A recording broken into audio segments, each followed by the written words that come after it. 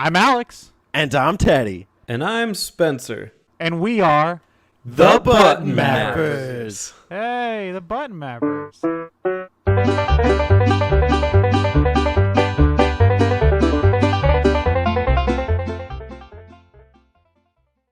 I'm Spencer. And I'm Toad. And I'm Spencer. I'm me. Whoa! It got all itchy in here all of a sudden.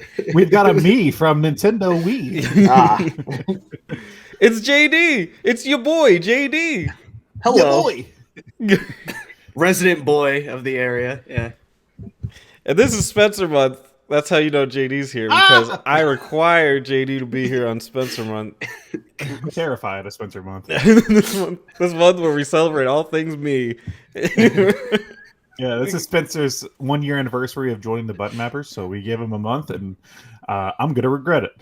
I was gonna say. You have no idea. We're off to a good start. And to celebrate, yes, I brought in JD's, my old friend. We had a channel a while ago, and it's called the Itch Network, and he was the other big hitter on there, and it's great to keep him over here and alive and well. And we still hang out all the time. And Terry would be happy to know that we're almost done with 1998, WCW, and WWF. So Thank God. For WCW. JD, The channel is still there. Oh, I know too. I was like, I hope there's no awkward tension. We kind of stole Spencer away from you. oh no. So, it's like Keep it's him. like whenever you like take your girlfriend and like you meet like your ex or something, and it's like really awkward at first. Like, what?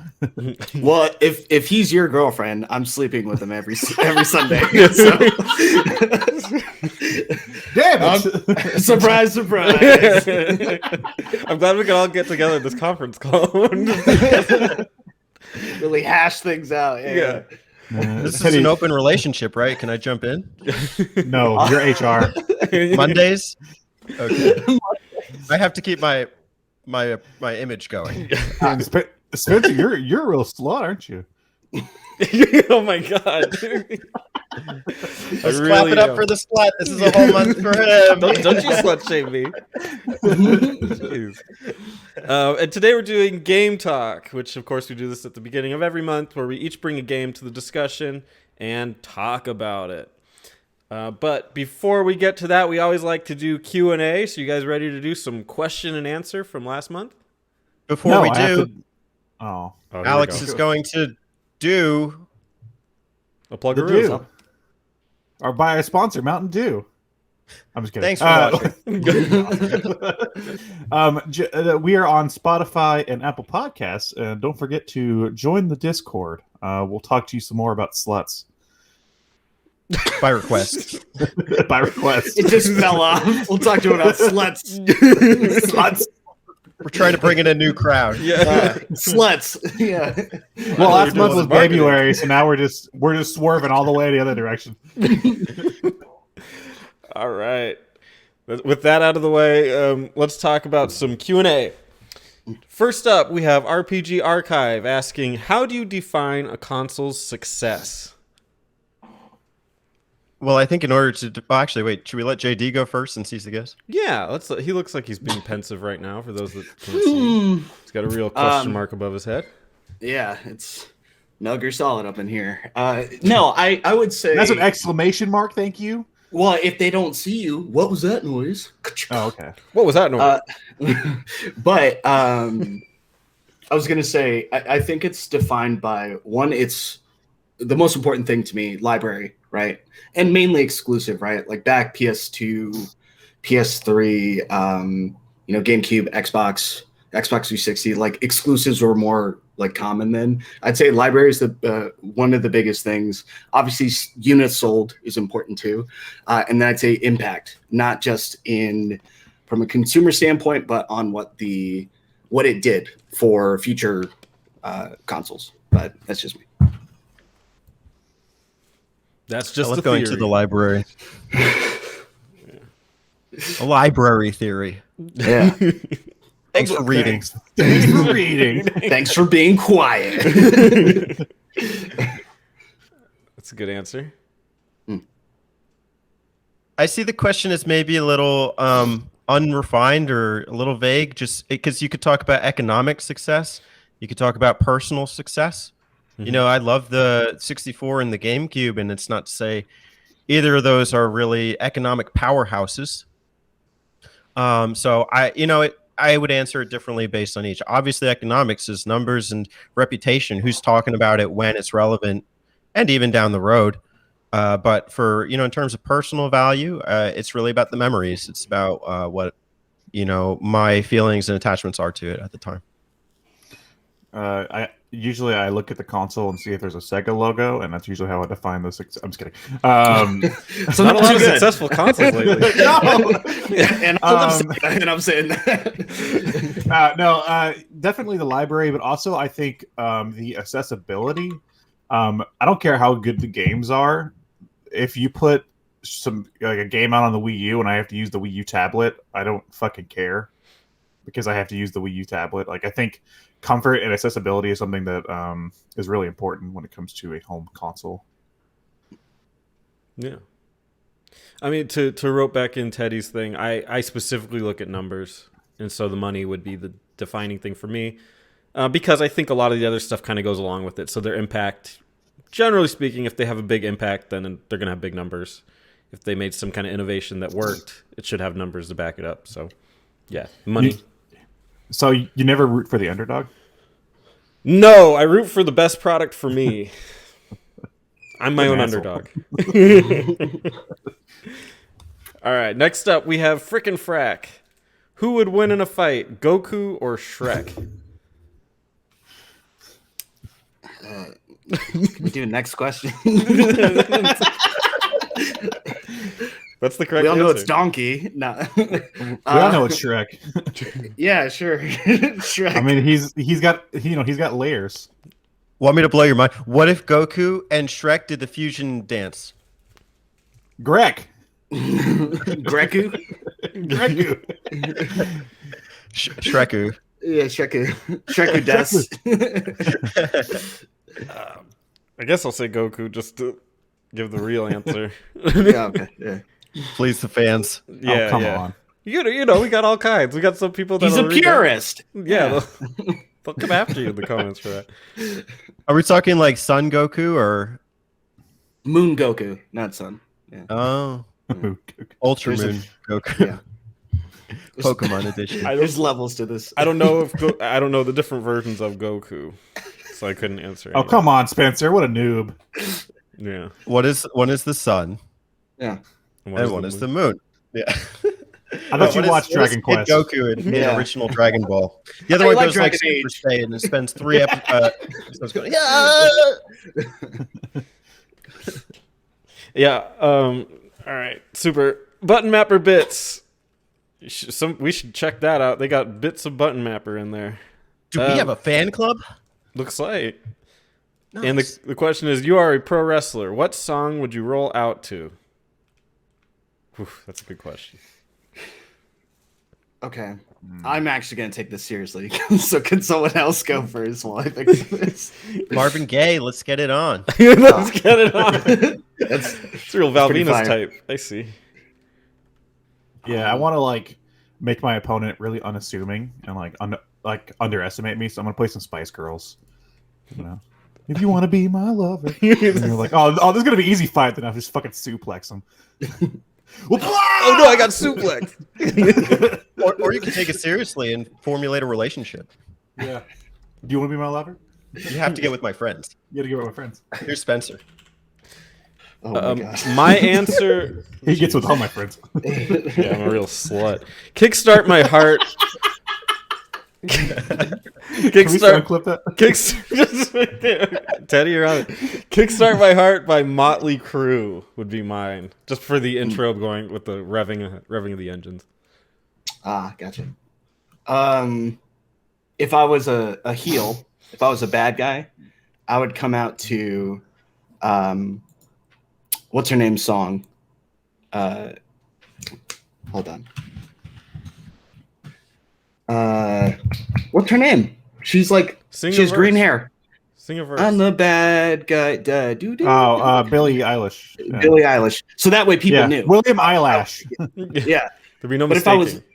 if I was a face and I wanted to get the crowd pumping, I'd come out to Wet Ass Pussy. And then I would demand that people play the song all the way through when I get to the I'd walk slower than the Undertaker and get to the ring. Can I change my answer to the DK rep? Yes. We could do this video game edition. Similar kind of question from Multimaster. If there was a new F-Zero game and the soundtrack would be metal songs by classic bands, this is kind of a weird question. What bands would you like to see in the soundtrack? So metal Sort of songs, steered that question. metal songs by classic bands. So he's just saying, what metal band? What would you want to see do an F-Zero soundtrack? I think the better question is, what metal band do I not want to see? Or like, what band do I not want to see do an F-Zero soundtrack? Okay. Nickelback. Nickelback. I would play F-Zero if there was a Nickelback soundtrack just for that. And then when the game's over and they show you your stats, like, look at this graph. Just watch. Got to work on my right turns. Huh? Yeah. I would say Motorhead. So when you hit start, it goes, time to play the game. And you're good to go. So sick. done. I'm definitely going with Megadeth. I know 2 metal bands, so I'll go with one of them. Rammstein. Ooh. I'll do Dragon Force because it's fast. God damn it is. I would not ever say Tool because I hate Tool fans. God damn. Oh, but they're They're freaking such- good though.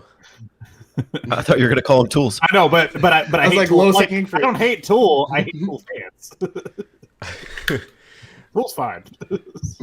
VG Mashup asked us a question that I don't think we can answer, but in a way we can, but we can't answer. What is the next RPG you guys are planning to play?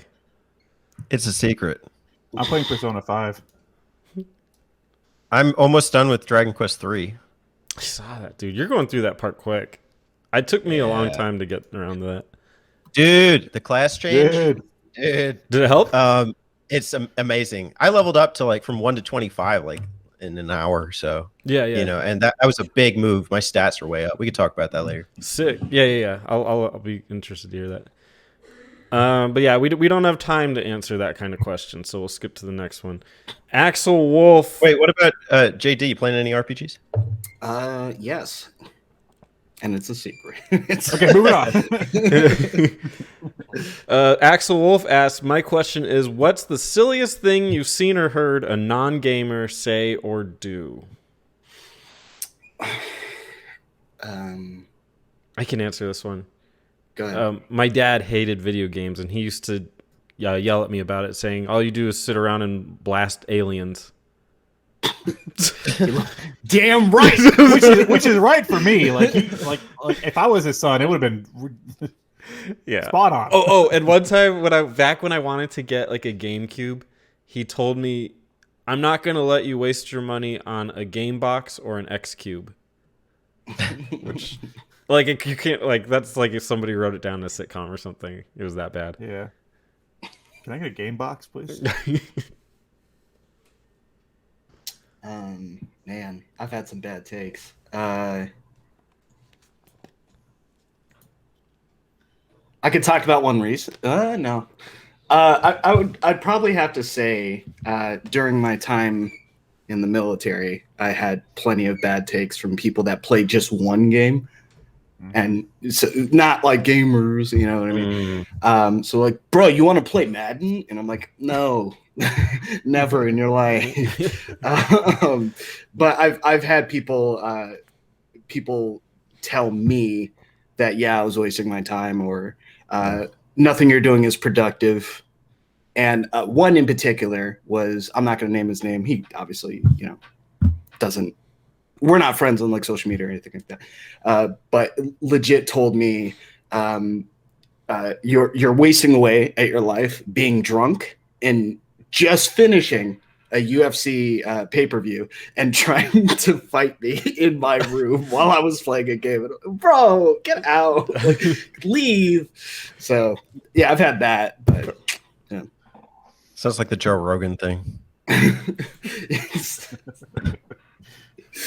Yeah, man, gotta get what's he obsessed with? CBD oil or something, or whatever. Elon Musk. Elon Musk. Yeah. Oh man, it's crazy, dude. That's crazy. I could definitely relate to that. Like meeting people that play like one game. Ugh. My least favorite question whenever I like start like a new position and like meeting people like at work and stuff, and they're like, "Oh, you like games?" I'm like, "Yeah." I was like, "What do you play?"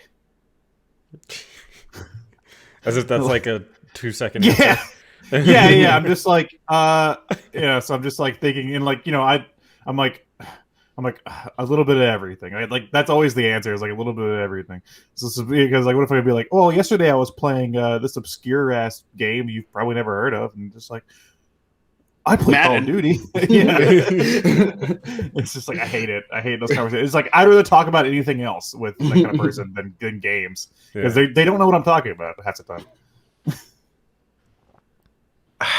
It's been 10 years since I've had that conversation with somebody where it's like a one game gamer, but they have some, like the highest air of superiority about the game that they play and say it's the best game ever with no basis for understanding even the libraries of games that exist. Yeah. So I can't think of a specific thing that was said. There's like, dude, Skyrim is amazing. You should play Skyrim. Dude, I worked with this guy who was like he was like an older gentleman, like he was like the Reebok wearing dad, like very Hip. No, not hip at all. Like he was very set in his ways. Very like Republican and stuff. It was just like that kind of person. It was just very like one track mind. And me and one of the guys that I worked with really liked talking about Pokemon because he was really into Pokemon. So we talk about Pokemon and stuff, cards or games, whatever. And he'd be like, "Oh, you guys would never get a girl talking about Pokemon. Girls don't like Pokemon. He's like, you guys need to grow up." And so I went on my phone, like a couple hours later, I went on my phone and I showed him, I won't name her name, but a friend of mine who's a model. She does a lot of modeling stuff. I was like, "Hey, do you think this girl's pretty?" He goes, "Oh yeah, she's beautiful." I was like, "Great. She fucking loves Pokemon, you cunts." He was like, "Whoa!" I was like, "Shut up, man." Well, that's another misconception that I don't know really answers this question, but Pokemon is actually really dynamic as far as the newer ones and the gameplay styles. When in like 2013, I put hundreds of hours into PvPs in like Pokemon X and Y and like just building a great team. So like that's a misconception too, is that like, well, I mean, yeah, Pokemon is targeted towards kids, but they say it's for kids. Oh, you know what I hate is the E is for everyone really is for kids. Because the game is rated E, it makes you kiddie if you play it. Did someone say that to you? Yes. Wow. Yeah, he was a good friend of mine, but just one of the most. I mean, I still keep up with them every so often, but like, it's the kind of thing where it's like I can't have a serious conversation about a lot of stuff because like Alex said, it's a one-track mind. Yeah. He's not hearing me to listen or listening to hear. He's listening to respond. Well, it's like, I mean, no offense to your friend because I don't know him, but it sounds like one of those people that's like one of those like edgelords. I think like, oh, the games have to have like blood and swearing and stuff to be a mature game and stuff. You don't play Gears? That's it. That does remind me. Okay, like a legit bad take, and it was my mom who used to do fatalities on me and my brother in Mortal Kombat. So like, she knows about games and actually likes them. She banned us from playing Pokemon because when we were growing up, we were Christian, and because they used the word evolve. She's like, "That's evolution. You can't use that." So there's my answer. There's a better answer. Damn it! I just caught a Darwin. All right. This is a good question. All right. BioPhoenix asks, what's a canceled game that you wish was not canceled? Hmm. Ooh, there's a lot. Can we open that up to like games that didn't make it overseas? Or does it have to be like yeah, why not? Why I not? mean, that it was canceled to us, so sure. Spence is gonna say what, Mother 3 or something. No, I think that still has a chance to come out. I don't really know what the chance is, but I mean, you can feel still like play it now. So. Yeah, and I've already played it, so it's like whatever. I would say StarCraft Ghost, not because I'm particularly interested in that, but I think it would have changed the direction of Blizzard like entirely if they actually got to step into consoles more during that time. So I was gonna say PT, so Silent Hills, or what's that Star Wars game? That one 343 or whatever it was. No, I'm sorry, not 343. Yeah, the numbers 13. Yeah. Yeah, that's pretty good. 343 makes fucking Halo, I think. Yeah, 343. I wish that they were canceled.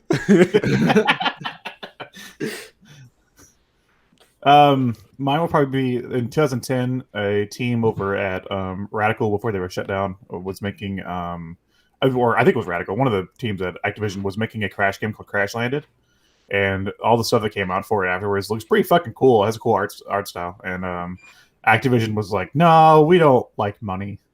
We're gonna keep making Skylanders." Sorry, guys. Put all their eggs in that basket. The irony in the name.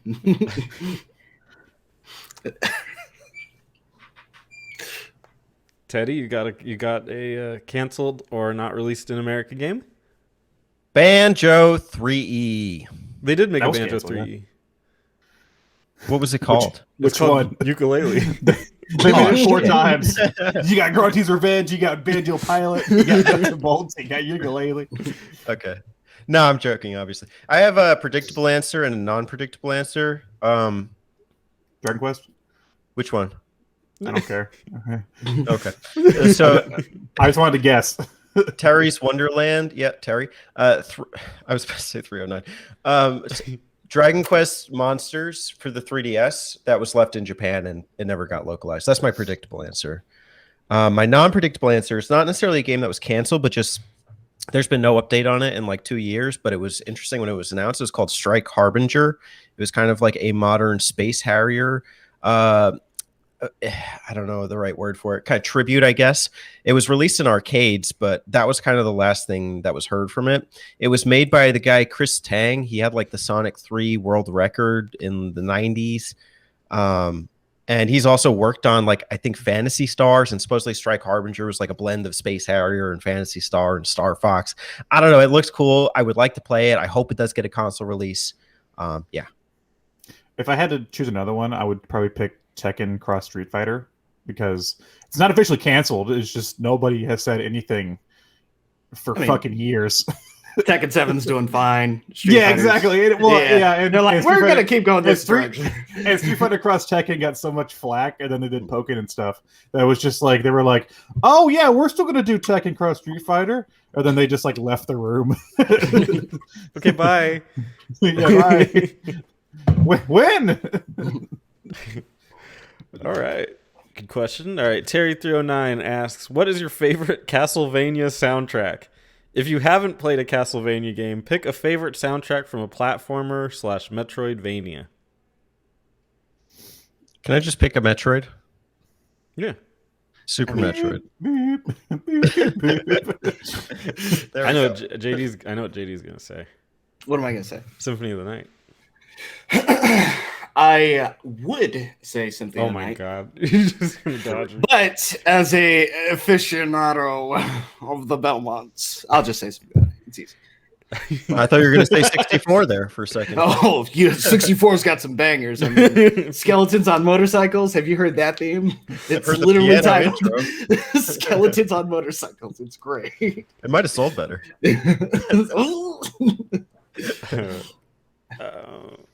I'm sure there's a platformer that I've liked the sound. You know what? He said platformer, so I'm going to say Donkey Kong Country 2, Diddy's Conquest.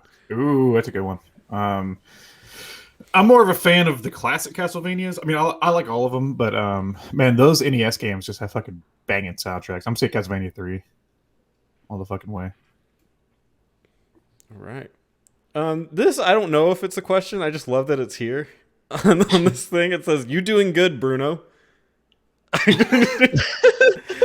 Did we have Bruno on? No, Who is that by? Memepedia. Yeah, sounds like a meme. Meanpedia. You doing good, Meanpedia. I'm like, is it SDS Mapper? He's just on the wrong channel. Like, I don't know. Anyway, Yes, Oh, the wait. question So or like, something, oh wait, so you signed it? Is it you doing good, Bruno? You just forgot like a comma. that could be it. All right, All kinds of next, questions. next up we got Turbo Zone. Turbo. What is Spencer's favorite toe, and why did he name it Toad? I think you're gonna have to answer that one for us, Which chose your favorite? Spencer. I can tell you which one's not my favorite. My least favorite. What? My big Toad toes. debt? My big toes. Why? Because I have like a mental thing or something where I constantly picked at them as a child, and I've had No. about 10 surgeries on my toes for ingrown toenails. wow. So Dude, I fucking one of my big toes. I smashed it with a mirror and I broke it at like the bone. Oof. Yeah. I was carrying this big mirror and the glass slid out of the frame, bashed my toe right on like the base of my toenail and cracked my bone in half. So I had to get the toenail like ripped off and stuff, and I had to like bandage it up for it to heal. So my toe looks fucked up. Like it's just like the toenail grew back all wrong and stuff. It just looks awful. So. I wonder if any of our listeners will actually make it to the game talk. yeah. No, that'd be Click. like I stopped listening when Alex started talking about his big toe. I don't think they had a game talk this month. It's weird. They had a lot of toe talk. Toe talk. That's our new series. PG. All right, and that's it for questions. Remember that if you want us to answer another question, put it in the comments below, and we'll answer it next month on Next Game Talk. And join the Discord. We'll give you a content spoiler about what the next month theme is about a week before. Yeah, I Oh, will. Good catch. Like Hot take. hot. Can you give him a hint, Spencer? Just that I think, to everybody that's playing, like I give you an X and an O. XO, XO. Don't be square. Try angles Try to angle it in a way that isn't dumb, I guess. and hold on to your shoulder buttons. Yeah, because it's gonna be a wild Joystick. joystick. Analog stick. I don't know where that was going. we're I'm here. just creeping out JD now. That's for BP Mashup Poetry Month. I'm Okay, go gonna ahead. leave. Before you do. All right, let's move on to the game talk. This is where we just talk about a game that we're playing, and we have a guest, so we always start with the guest. JD, what game have you been playing for game And talk? why is it Sonic 06? Why isn't it Sonic 06 is a better question. Don't answer either of those. Because I love myself, first of all. Second of all, no, the game that I've been playing, the more recent game I've played and beat has been Spider-Man Miles Morales, which I enjoyed. It's a pretty solid game. But the game I played and bitched about and beat is Assassin's Creed Valhalla. And that's kind of been a pain in my ass because I spent over 100 hours to beat the game. Whoa. And as an adult, I don't have that much time anymore on this world. But so essentially, so what do I do? Synopsis, you guys? You guys even care about the story? Yeah. Sure. Hit us with it. Tell us. So you play as Eivor, right? Eivor? It's been so long. Yes, Eivor, a Viking, male or female, depending on how you want to interpret it, and which character you end up playing as. And pretty much you're on a quest to take over a lot of what will end up being Britain. And pretty much the way they have it set up is you have your main hub, and then you go to a particular hub. You do a series of quests in that hub, then you go back to your main hub. Right, it's all open world, but you go to this particular area, You do these quests, and then you've liberated the area, and they're going to work with you for the big conflict in the end. It starts off fun enough, and then they go, all right, you can go to Vinland, which is actually Canada, I believe, which was discovered by Leif Erikson, I believe. And and you can go to forget, but more Europe place. I can't think of the names right now. Place. You can go to more Europe, Find that on or a you, map. or you could go to more Britain. Anyway, so all it really is you do these quests. It's like 5 or 6 quests, and then you go back and you report that, hey, I've got these guys to work with us. And granted, the game has more elements of like assassinating and all that stuff or whatever. There is a sort of RPG element to an extent in there, and there's sort of builds that you can make, hard quotations, but like for the most part the game was fine. The issue is that the game itself tends to be a little bit repetitive and redundant. You're doing a lot of the same stuff over and over. A lot of times there's factors in the game that I really appreciate, but you have to look so hard to find. For instance, Odin is in your ear. Like you're being guided by Odin, which is cool. Like when you assassinate big targets, like Odin's there and he's like, "Oh, this guy's a bitch, kill him." And it's cool, but it's also like the supernatural element of it is not talked about as much, which is kind of unfortunate because there's so much room to explore the mythological sort of side of like Vikings and the lore, Scandinavian like sort of lore and all that stuff. But overall, it's bleh. It's just 100 hours of doing the same thing over and over. And that's something I may be okay with doing, but I ain't gonna like it. And by the time I got done, I was like, yeah, fuck this game. So, and I thought I'd be tired out because of the way the game plays. But then I started playing Miles Morales, and I'm like, yeah, this is infinitely better paced as an open world game. This is so much easier for me to digest. So, yeah. No, I haven't played Assassin's Creed since like 4, because I don't care. But I've heard people say that like the newer ones got better, like Origins and Odyssey and stuff had like, I don't know, they just got better. And I've always been curious to try them, but I've been burned by Assassin's Creed so many times. Does this fall into the same trappings as like the original, like the first set of games, like 3 and 4 and stuff? So when you mean 4, you mean like Black Flag or Yeah, Black Flag. No, so it doesn't play the same way as them. Origins is really the only one that has to do with assassins, like for real, because it's Origins. But Odyssey is like, hey, you're the son of Leonidas, I think, or the descendant of Leonidas. Isn't that cool? Anyway, that's it. There's nothing assassin. What about Valhalla? Like does Valhalla like how does Valhalla feel different from the older Assassin's Creed games? The combat. The combat's the biggest thing. The worlds are bigger, and there's a lot more horseback riding, and that's all 3 of those. You're on horseback, and you're legit. Mark your map with the map marker, and then you just hit triangle, and it follows the road to get you to where you need to go.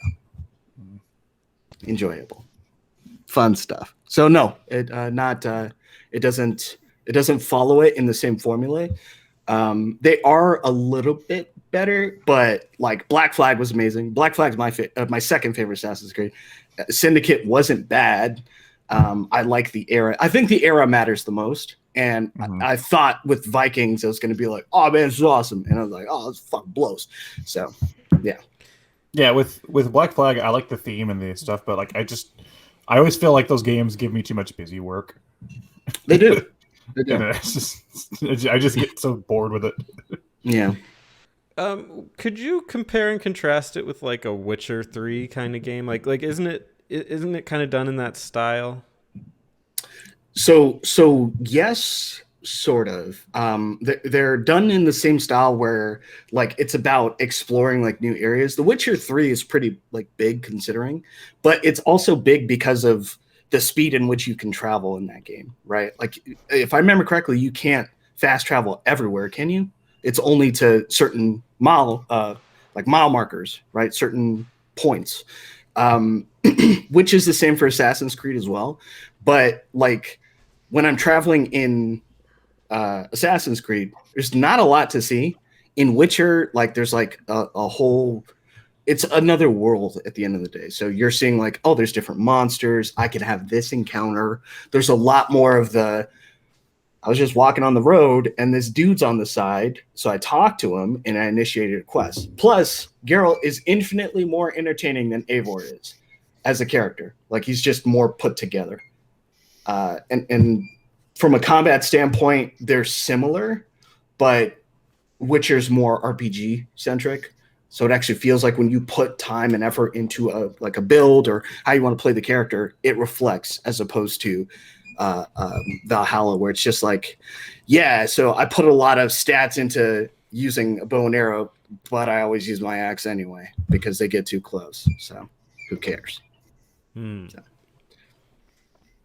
I don't really mess with these open world games too much. The last time I did was around last year when we talked, and you know, I'd finished The Witcher 3, and I guess Yakuza is not open world, but it kind of has the same kind of like infinite stuff to do, questing. Yeah. You know, here's like some mini tasks. How do you balance or navigate being? I don't want to put words in your mouth. Are you a fan of the? I take it you're a fan of the genre.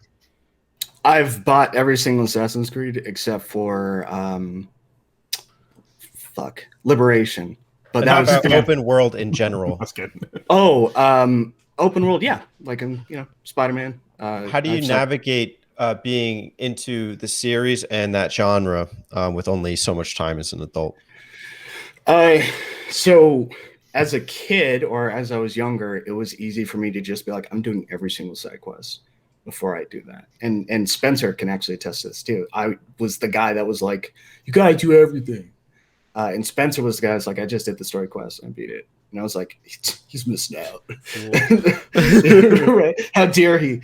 But no, so there's a balance with all that stuff. And you kind of have to look at it from the standpoint of what the developers might have been trying to do, which is stick to story quests. And let's just say I have to head down this roadway and the roadway just happens to have a side quest. Okay, then I will do said side quest or I'll explore this area.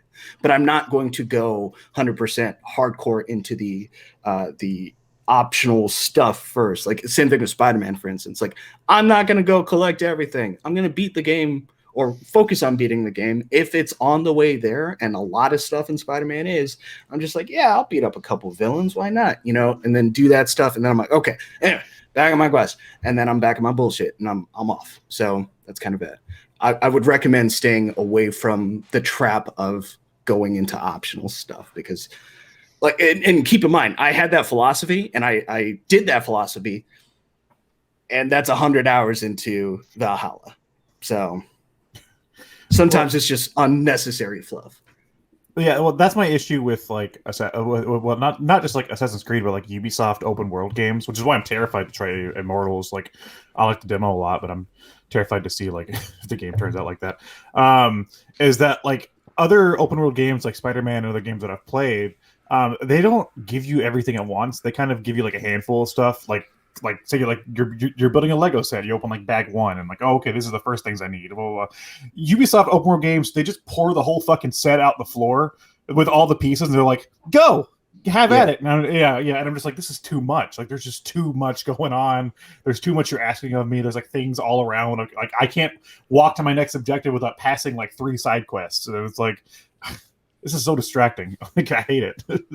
It is. And that's sort of like the thing is like, if you look at, like you brought up a good point, if you look at the comparison for how games, I mean, you can look at GTA and then, or The Witcher, and then you can look at something like Assassin's Creed, and it's 100% that because they want it to be a progression sort of a thing. They want it to feel like you're actually getting somewhere. They'll actually lock, in Spider-Man anyway, they'll lock specific stats or abilities behind story missions because they're like, you need to get further first, which is obvious. It's the better route in my opinion. So I hear you on that one. All right. Assassin's Creed Valhalla. You give it a thumbs down or thumbs I up give it or thumb in the a middle. thumbs. Yeah, Thumb sideways. an undecided thumb. Gosh. 'Cause it depends on the person. Yeah. All right. Teddy, what game have you brought to Game Talk? Oh, can I say something first? Because I thought I was going to go next, which I don't. It's fine. Ted can go first, but I just want to preface this by saying for Spencer Month, Spencer gave us a list of games, and I stuck to that list. I'm not sure if Teddy did or not.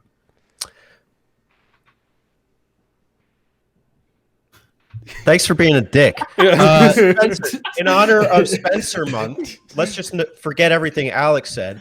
And I wanted to give you the choice. Would you like to hear about the game that I picked from your list, or would you like the Teddy special? Okay. Give him the special. the Teddy special. Let's hear what you got. Beautiful, because I didn't finish the one on your list.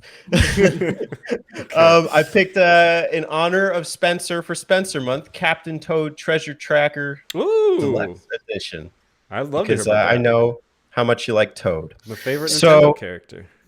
I know he's special. You can't seem to get him out of the intro.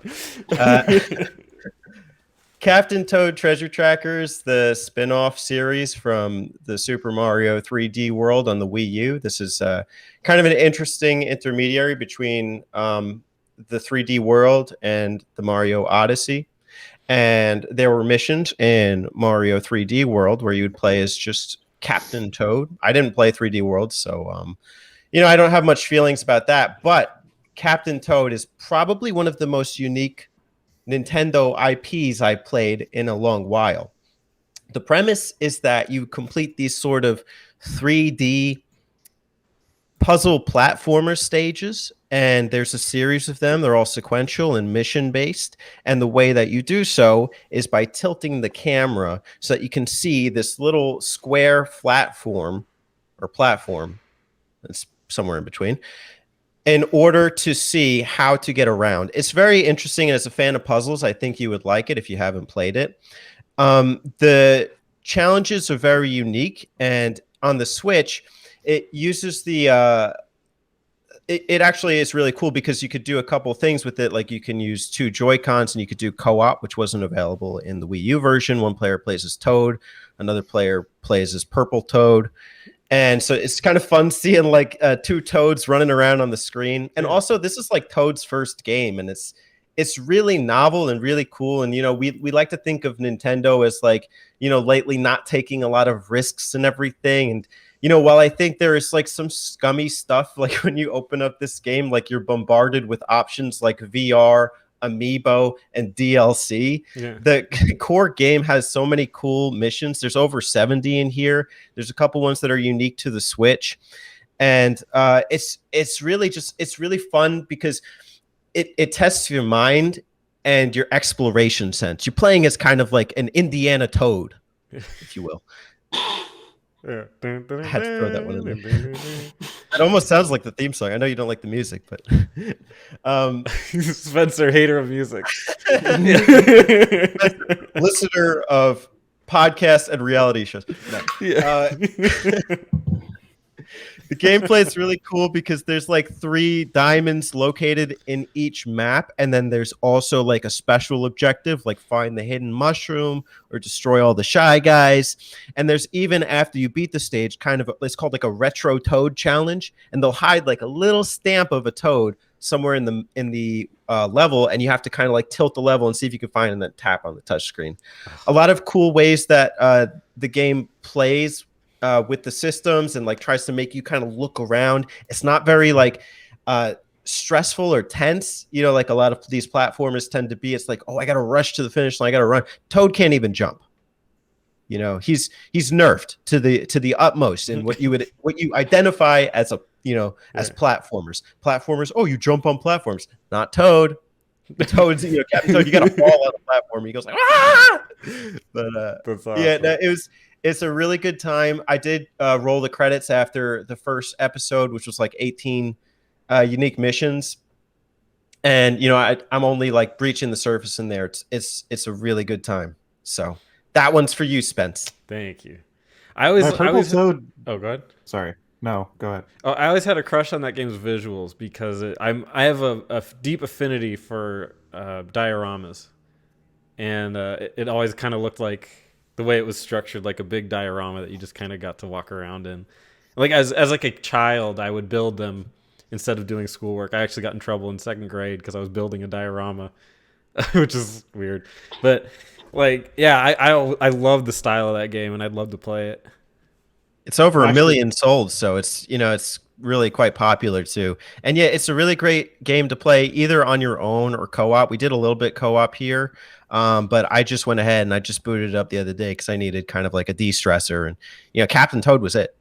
And each level is kind of like that visual art piece. There's no real thematic consistency between the levels as they're lined up in the chapters. Like, you get episode 1, and in one stage you could be doing a haunted boo level, and the next you could be doing like a water level.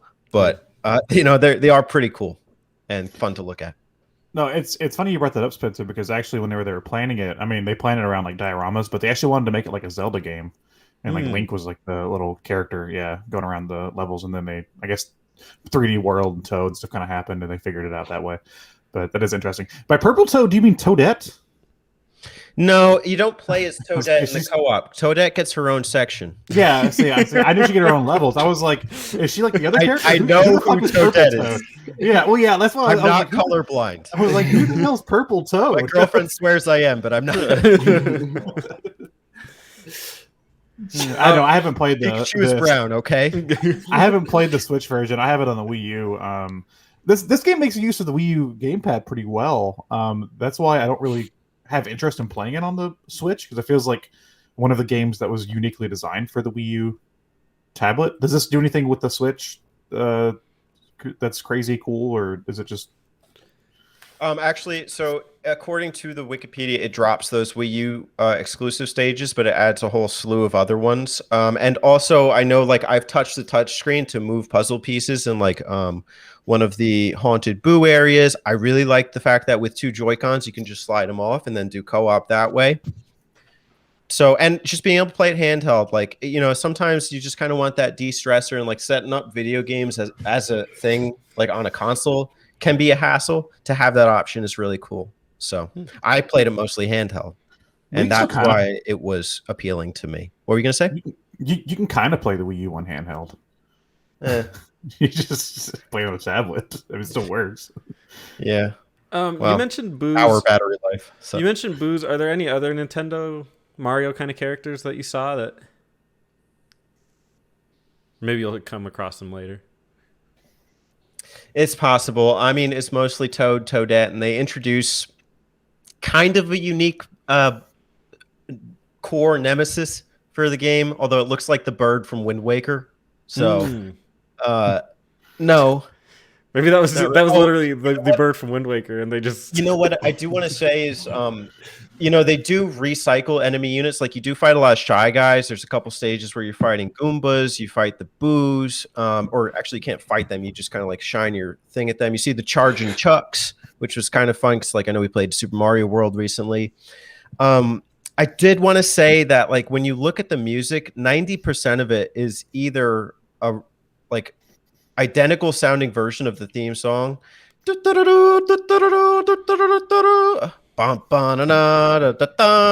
actually sounds like Indiana Jones, or it is the soundtrack from like 3D World / 3D Land. So it makes sense. In some respects. It's I kind of like that, and I kind of don't, because it's an IP, but it's very much 3D World plus, like or side mission. Yeah. So I don't know. I know you wouldn't care though, because it's the music. Yeah, that's just me moving the volume slider all the way down. That's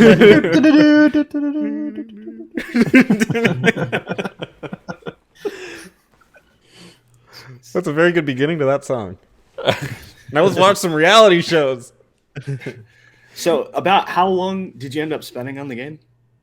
I probably played when I did it co-op with my girlfriend, we played approximately, I don't know, maybe 30 minutes to an hour.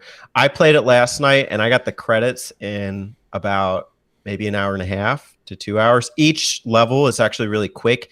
If you're like Spencer and you just rush to the finish line, he would beat this game in an hour and a half, maybe 2 hours. But the missions do get trickier, but you finish each level in like a minute. But if you really want to go for like those hidden objectives, you're going to spend some more time. I personally probably spent a good, in total, 2 to 3 hours on it. And, I like what I got. And the fact is, like there's a lot of content there, despite what I played. I know like on the Switch, it's going to be more expensive than the Wii U version. If you're just looking for a quick fix, get the Wii U version. If you want, like, if you know that you like this, and if you've played like 3D World or something, or look at some gameplay, go with the Switch. Also, having that option of 2-player is really cool. The Switch is made for that kind of experience. So, Is there an easy mode? Question. Is there easy mode? The game. It's easy mode. The game. Yeah. I'm just Is there looking out hard for mode? Spence. Just looking out for Spence, right? Is it mappable? Well, the lack of thematic consistency between episodes makes that really tough. We would have to go through like every individual level, which isn't worth it. Yeah, that's the issue with like 3D World and stuff. Like I really like 3D World, but none of the levels you go to are themed in any coherent manner. They're just kind of random level themes thrown together on a world map. So Right. yeah, I guess it follows that same formula. Yeah. I guess you could do it by episode and say here were a couple standout levels in the boss, but it would be a mess. Cool. Not like a Super Metroid mess where it's like, there's the backtracking and you kind of have to navigate that. Like that was still consistent. This would be just like random. Yeah. Yeah. No, that's and not every game needs to be mapped out or anything. Mm-hmm. There's plenty that shouldn't be. Yeah, and that's fine because at the end of the day, it's just what I really like is the creative level design. Mm-hmm. So, All right. Next up, we have Alex. Go ahead, Alex. What game did you bring to the map out? Well, first, Spencer, I have Just to kidding. ask To you, the do you game want- talk. It's a game talk. Do you want my game on your list, or do you want the Alex special? Oh, jeez. I'll do the Alex special. I played Diablo 3. I know, I'm just kidding. Oh no, I want the other one. So the game. So Spencer gave us a list, as I alluded to earlier, and I guess I'm the only one doing this now. And he picked 5 games for each of us, and I picked one of those 5 games, and I played Donut County. Before I start talking about Donut County, Spencer, why the hell did you pick this? Because it's kooky like you. Thank you. Okay, I was just curious. I was just like, I was playing it, and I was like, I mean, this is enjoyable, but like, why did he pick this? If you don't mind my asking, what are the 5 games? Just so I know. Oh shit. I'll pull that up while you. Yeah, my phone's messed up, so I can't bring up the list right now. So Donut County is I've heard of this game before, and I never played it. I was kind of interested in it. If I had to compare it to anything, I would say it's like a combination of Katamari Damacy and Untitled Goose Game. That sounds about right. Yeah, it's like a mixture of those two. Not very long. I beat this game within 2 hours, which is really surprising. I thought it was going to be a little longer than that. So if you're paying full price for this game, maybe don't. Maybe wait for it to go on sale because 2 hours is not long for this title. Teddy, do you have the list before I jump into the? I threw it in the chat. I don't know if you can see that, JJ. Oh, okay. So my list was Gris, Ori and the Blind Forest, Two Brothers, Donut County, and Rogue Legacy. You want to play and I Rogue picked- Legacy? Well, I picked Donut County because it's on Game Pass. So I could play it that way really easy. And I have played Ori and the Blind Forest and Two Brothers. I also have those two. And I don't have Gris or Rogue Legacy. Those games I would have had to buy. So I was just like, Donut County is one I haven't played and I can get it on Game Pass. I was like, oh, try that one out. So that's why I picked that one. Gotcha. Donut County is kooky, as Spencer said. You play as a raccoon named BK, and he runs a donut shop. And he often hangs out with his friend. I think her name's like Mira. And you live in the town, or the county of Donut County, and the town is made up of like a bunch of other animals. Think like Animal Crossing or something. And there's like one human, so yeah, very much like Animal Crossing. And the raccoon, the BK, it's been implied that like a bunch of other raccoons moved into this county recently. and where he Local census. It's been yeah, in and the blood. story makes no sense from this point on. So please try to grasp it with me. So the game starts out, and BK has a tablet that he is doing something with that. Like if he gets a certain amount of points, he can get a free quadcopter. Oh, that's cool. So you're like, oh, cool. And the basis of the game is that people order donuts, and instead of delivering donuts, you deliver a hole in the floor. And the hole in the floor, That's false advertising. yeah, it starts out really small, and you I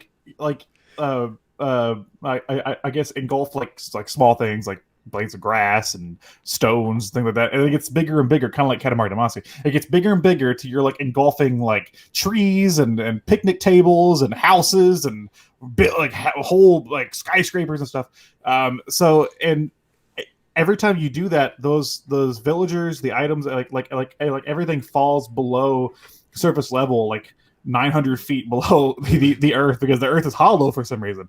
And yeah, and the story starts out How can after how can the Earth be hollow and flat at the same time?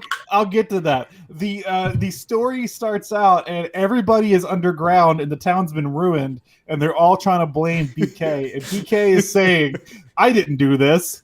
And then they're all going so the whole game's all in flashbacks of them saying how BK destroyed everything that they own. And it's just BK like in denial, and his friend Mira is like, "No, you definitely did this." It's like, "No, I didn't." And then whenever like he does something and it's actually kind of helpful, he's like, "See, I helped you guys." He's like, "Oh, so you admit it?" "No, I don't admit anything. I didn't do this." And the whole game is like that, like different villagers from this town like telling their story of like, "Oh, he ruined my restaurant," and "Oh, he destroyed my my chicken farm," and stuff. And like before I get onto this, the gameplay, I guess I guess spoiler alerts for Donut County if you care. I'll sum up the story. Eventually, BK owns up to his actions of you know like destroying the town, and you find out that the reason he does it is because the raccoons that move in, they made this app that lets him do this, and they want to collect all the trash. They want to steal everything. They see everything as trash, and the raccoon. So they want to collect all the trash, and you end up in order to reverse the effects and get the town out of the hole, you go to the headquarters of the raccoon who's like named like the Trash King, who made the app, and you confront him. And you have a boss fight with a quadcopter with missile launchers, and you use the hole to launch things up at it with like a catapult. It's very strange. But so BK turns against the other raccoons and gets the town out of the hole, and it's a happy ending and stuff. But very fucking weird. What was cool about this game was the gameplay itself. Like I said, you start out as a very small hole and you get bigger and bigger. But there's more puzzle elements within that. For example, there's say for example, if you swallow up a campfire, you have the ability to use like that hot air, so you can raise like a hot air balloon. Or if you swallow up water, you'll be a puddle now, and you can use that for other things. You get a catapult, so you can catapult like frogs to like eat random bugs you need to get like out of your way and stuff. And my favorite is that there's an area with a rabbit. I don't know, it's like a habitat with like rabbits, and if you swallow up 2 rabbits, a bunch of hearts will come out of the hole. I guess they're down there, fucking, and Those sluts. And then they'll reproduce, and a shit ton of rabbits will come flying out of the hole. Like it's like a bunch of baby rabbits will come like raining out of the hole and stuff. It's fucking hilarious. This game, much like Captain Toad, actually, it's a nice tie-in with that. It's very puzzle-based and very chill. Not very hard at all. Very short. But I don't know. I just found it very calming and kind of relaxing to play this game. I played about 2 sessions. The first session, I played like 30 minutes, and then I had to go to go to work or something. I just want to try it out. And then I came back yesterday, and I was like, okay, let's see how far I can make it. And I played like another hour, and I fucking beat it. And I was like, oh, that was it. Like that was the game. Okay. Oh, I think we lost his audio. Oh, am I back? Yeah, You're back. Yeah. Okay, sorry. I think my thing came unplugged for a minute. Yeah, it has a lot of promise, but it's if you ask me, that's too short. They should have delivered more on that promise. Gotcha. You said the same about Untitled Goose Game, right? It's like it was great, but too short. Yeah, which has the same kind of like kooky style as Yeah. Goose Game. I think Goose Game did it better because Goose Game doesn't actually have any dialogue. It's just like piano noises and honks, and it works better.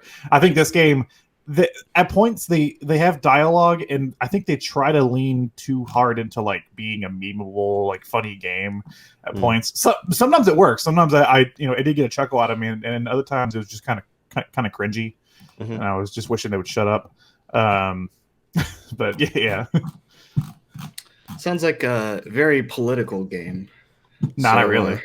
I mean, what do the raccoons represent? Which racial group do they represent? Raccoons. The other group is Flat Earthers. Yeah. Oh, I was gonna get to that too. So apparently there's this crazy guy in the town named Possum who lives in an abandoned house and is like What a kind of bitch. like the nut job. And apparently he's a flat earther and a hollow earther. And he's had this theory for years that the Earth's hollow, and nobody believed him. And in order to save the town, one of the things you have to do is get him. And he's like, "I was right. The Earth is hollow. Like I wasn't crazy." Like one of my favorite characters. Yeah, whatever. Big guy. This sounds like the way when you were describing the plot, especially as it escalated, it sounded like an episode of South Park or something. Like Oh yeah, it has that like style where it's like at first you're like, okay, I kind of see where this is going, and then at the end you're like, what the fuck is going on? Like, how do we get here? Yeah, like the last Very level much. you're in like the testing facility for the app for for the raccoons that like made that like application, and you're going through like other little areas in the lab and stuff. And one of my favorite lines of dialogue was you break into the anthropology lab, which is fucking hilarious. And the you start wrecking shit, and then the king raccoon guy comes over the intercom, and he's like, "Nobody worry," and like the alarms start flashing. It's like, "Nobody worry, everything's fine. I just really like these alarms." It's like everything's under control. It's like Final Fantasy X when you're leaving the Albed prison or whatever, and the alarm is just, "I'm annoying, huh? I'm annoying, huh? I'm annoying, huh?" But it's a really charming game. But it's a game that like you only really play once. There's not much to go back to. They don't add like a new game plus or different objectives. Kind of wish they did. So again, if you're buying it for like the base price of like $12.99 or whatever it is, don't like wait for it to go on sale. I think like $5 is a good price for this title. You said they, but I looked it up. The developers Annapurna Interactive, which is or publisher rather, and Yeah. that's awesome because like I saw this direct the other day, and they had like 3 games on there. So Yeah. pretty cool. The developer is Ben Esposito. Yeah, it's one dude, but I say they because like he made it, but then they produced it and stuff. So I mean, it's kind of a team effort now. You know, I believe it was like an iPhone game or something first, and then they I believe it. brought it over. Were you disappointed by the lack of donuts? I was charmed. It was a charming game. Charmed by lack of donuts. Got it. I'm low key. I kind of knew you were playing this, but I really wish you'd play in the future Rogue Legacy. I think that game is designed for you.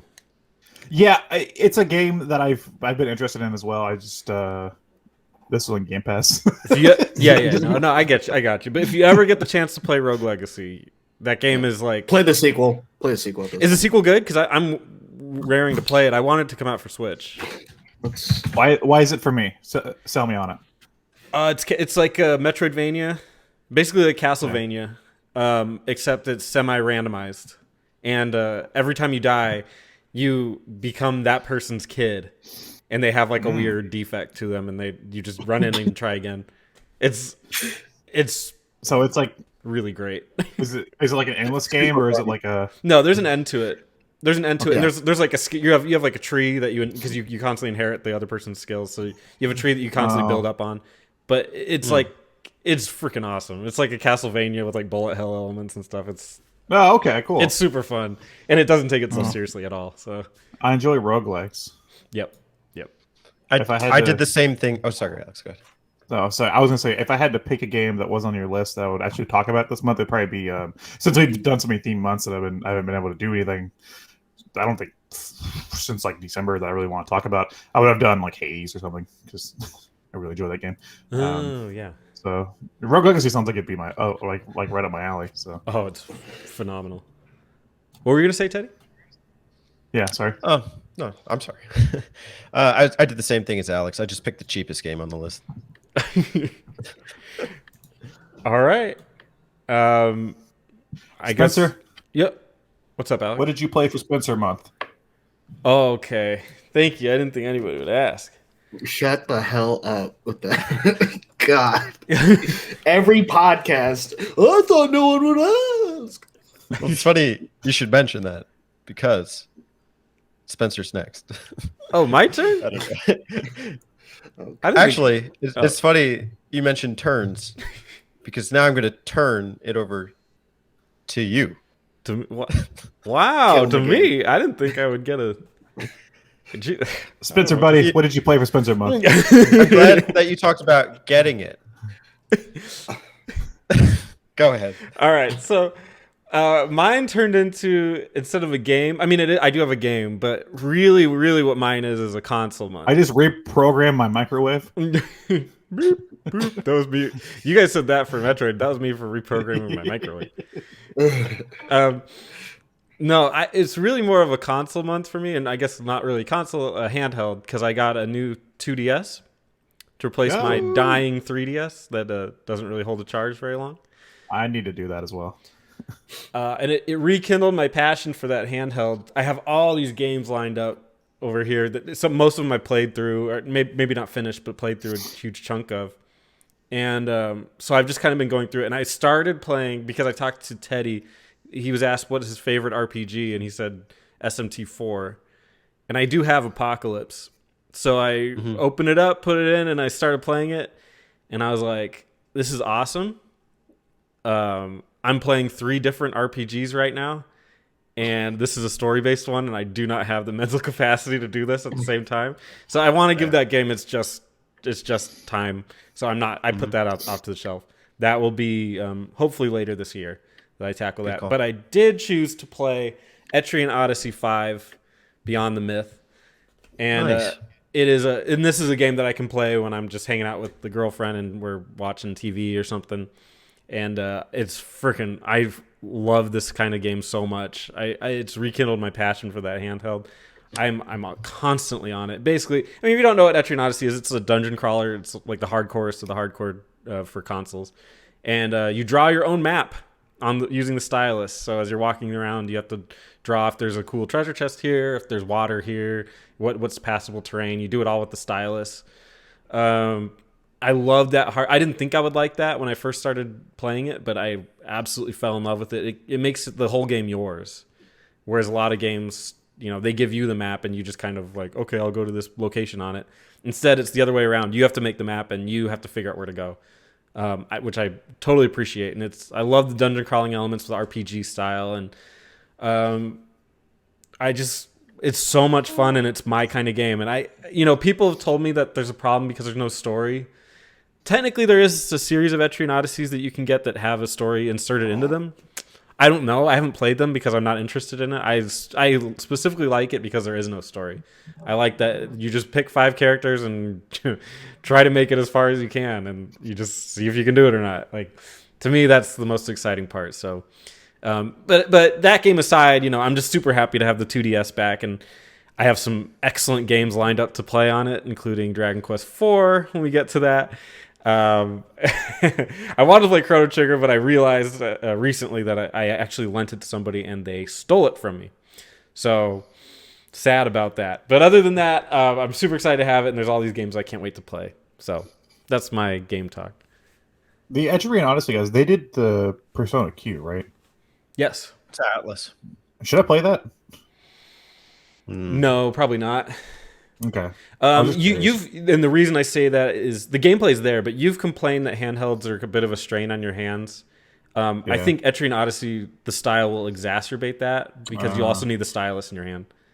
Well, I've put the first Etrian Odyssey on my R4 cart, but as you alluded to, I'm playing 2 RPGs right now, and God, I can't handle another one. Yeah. So, so I have not started playing it yet. I was just curious though, because I knew I never played those games, and then I knew they did Persona Q, and I'm enjoying Persona 5, so I was just wondering. Well, let me just clarify, because Persona Q I don't think that has map making, does it? Yeah, it does. It does. It's like Etrian. Okay.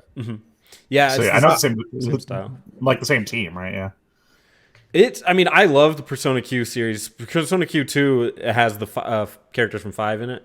But yeah, it's probably going to be more strain on your hand than anything, and it'll probably wear on you. If you said before it was rough on you, so it would make it way worse, I would assume. Yeah, I need to get a new 2DS. That's on my list soon. I might get that when I get my taxes back, because like I still use my old ass 3DS from 2011, the base red model. Speaking of, I remember seeing a commercial for Etrian Odyssey 5. I don't know. It was on YouTube. It was really cool. I don't know if you remember it, but like I think that commercial would have sold me on the game, but it wasn't right at the time. You mentioned strain. I have like kind of 2 questions here. The first is like, what is your max play session, and like how does that affect your hands? I know one hand's like drawing while the other is like kind of playing, and you're going back and forth, stylus, command, stylus, command. And the other is, given the option, would you prefer to play it on console?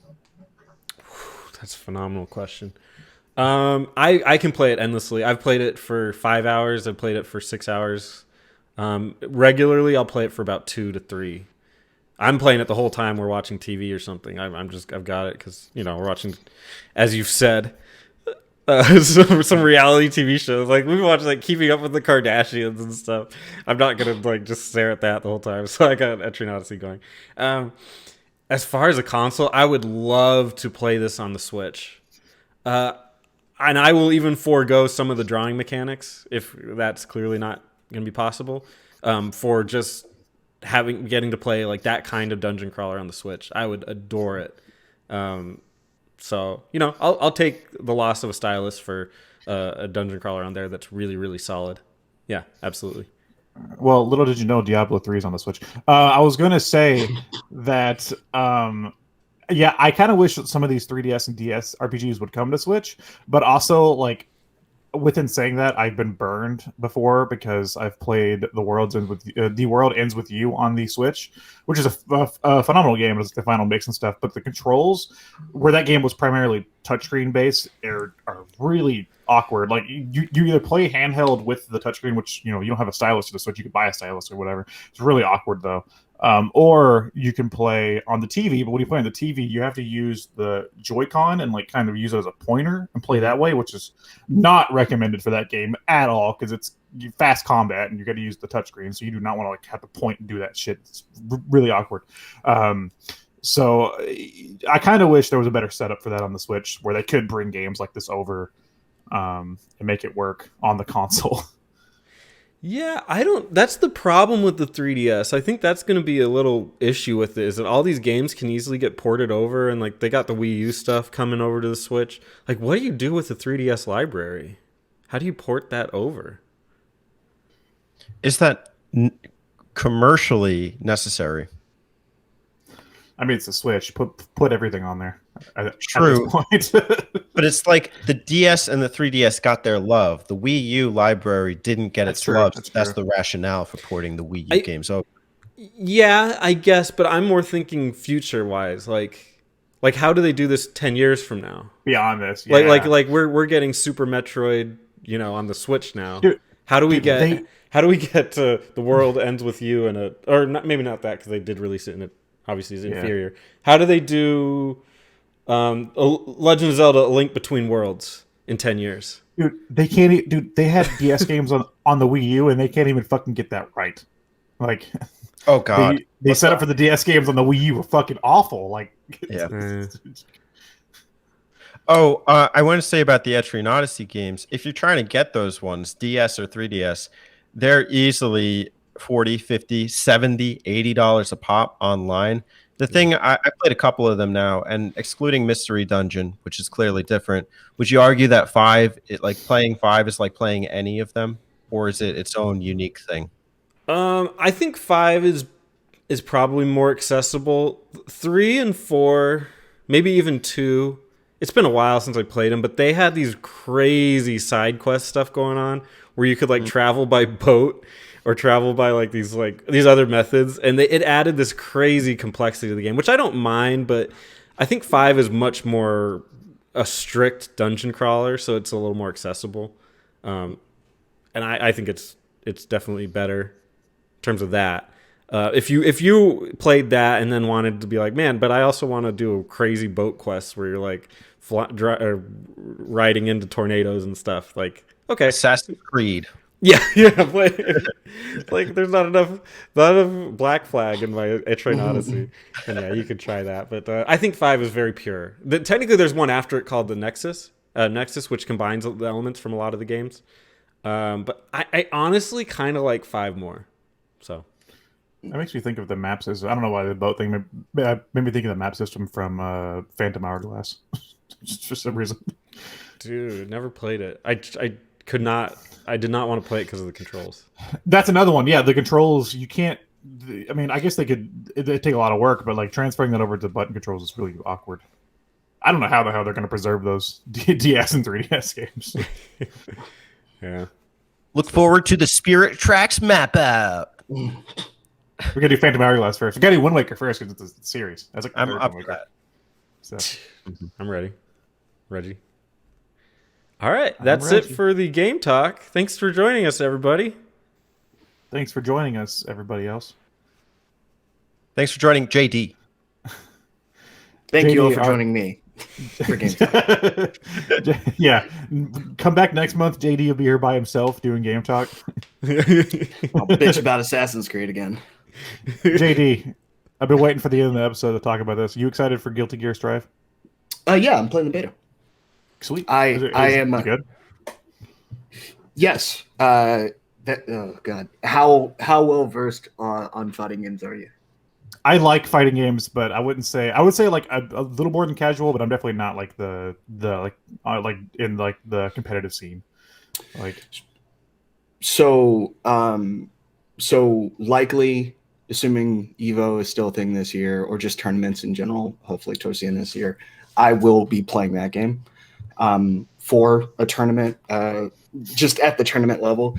It's fun. It's a lot of it's pulled back to make it more in line with getting a new generation of fighters into it. There are still levels of complexity to it.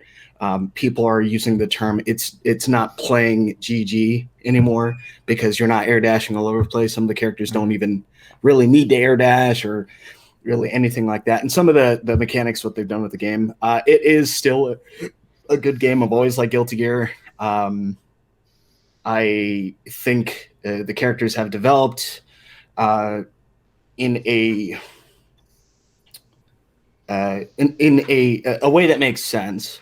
As far as to like, all right, these characters that you're used to are now doing different moves, or they're doing different iterations of moves, or whatever the case is. If you ever played Guilty Gear, like X2, or really any of those, was it like Reload and Accent Core and all that shit, they would have like a version 1 and a version 2 of the same character. And this is like, in this one, that's a lot of fusion. Like same thing with like Guilty Gear XR is they're like, hey, these characters are moving towards something now. So game still feels good. It looks very good visually. I have none of the music really stands out to me yet. Whatever. Music is a big thing on Guilty Gear. If you guys don't know, pretty much Daisuke Ishiwatari is actually, he used to be the main character, the voice actor, and he also makes the music for the game. And he sings in the songs too. And he has a huge love for American rock music. A lot of the things or the odes, like there's an attack called Ride the Lightning. My favorite character is Slayer. Imagine what that's from. Like all that stuff. There's like Metallica. yeah, metallic. Yeah, there's like I don't know. Okay, sure. There's Potemkin. Slayer's from the band called Slayer. Yeah, shit like Damn it, that. that was my next guess. But they have a ton of like odes to like metal music and all that stuff, and that's really where the music's geared. So the music does actually matter in that game. Okay. But overall, pretty excited. They might do some sort of compensation because the beta has been down more times than it's been up. So JD, regarding Guilty Gear, on a scale of 1 to 10, is Guilty Gear just anime trash? No. no. What do you mean? How well does it represent women? Women. Women. Women. Well, there's 2 bitches in the game, right? We're up to some references. Excellent. Okay. I will say I'm interested in it. I mean, the open beta, anyone could play. You can play it right now. You know? I say after playing a bunch of Dragon Ball Fighters, and to a lesser extent Cross Tag Battle, wasn't that big into that one. I've gone back and I actually downloaded the first Guilty Gear on my Switch to just kind of experience it from like its roots, and it's even that game's fucking solid. So yeah, I'm really interested. It might be a little rough compared to how it looks now or whatever the case is, but yeah it's still the series is good. The series hasn't really done a misstep compared to say like a Street Fighter or like Marvel vs. Capcom. They've had missteps, and that's okay. Jesus. So look over here. I have the box for the special edition of Infinite. Oh, there you go. With the figures. That's like the I don't know, like over $100 set. I bought it for $60 brand new. And it's collecting dust. Yeah. Because nobody wanted it. No, I bought it because like the figures, and I had the figures out. I was like, what? I'm gonna buy it for like, $15 a figure, basically. Oh, cool. And I get a free game. Yeah, why not, right? All right. Well, thanks for joining, everybody. Next time, we're going to have an intellectual discourse all about Spencer. Whoa. What's wrong with you, Spencer? Oh. Tell us where it all started. We're gonna. Hey, you good, Bruno? You good? you good, Bruno? We're gonna drill a hole in his head, let the demons out.